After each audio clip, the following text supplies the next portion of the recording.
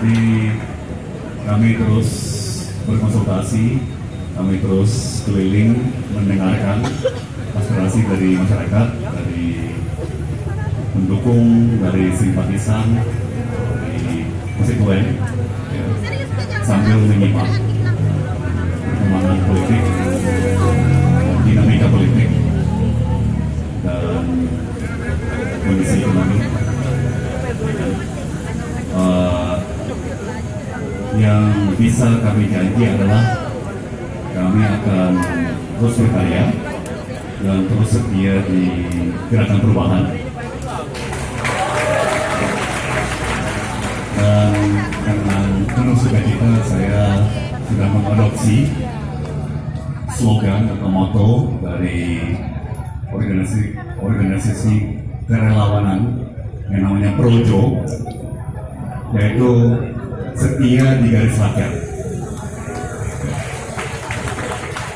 Jadi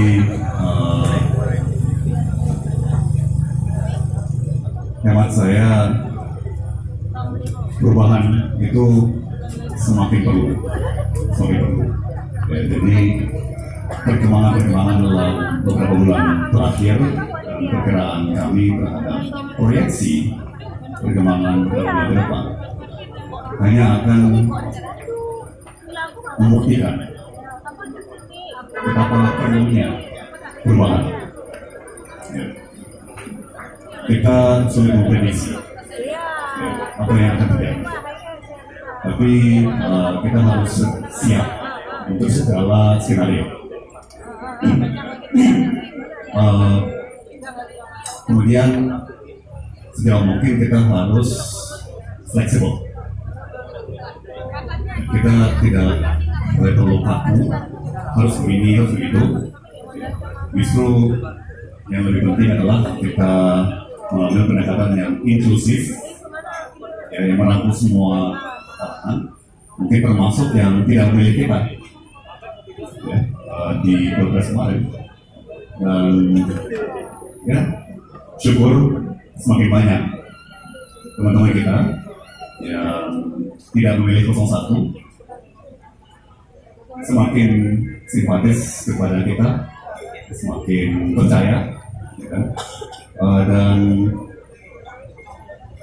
pasti akan ada perkembangan dalam minggu-minggu dan bulan ke depan. Izinkan saya memanfaatkan kesempatan lagi ini untuk menyampaikan rasa syukur serta terima kasih yang sedalam-dalamnya kepada semua teman-teman yang terus bersemangat dan terus setia dalam semangat perubahan.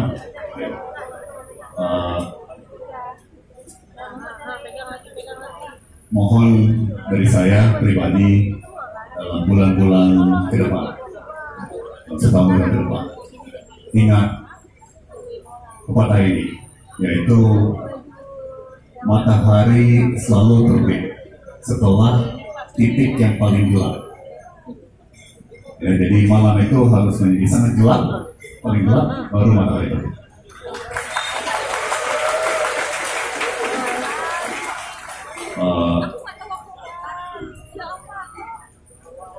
Mungkin tanggapan atau masukan?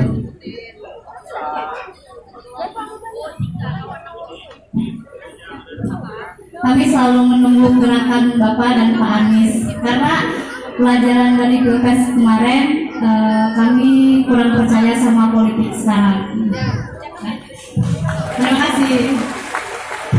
Baik. Terima kasih untuk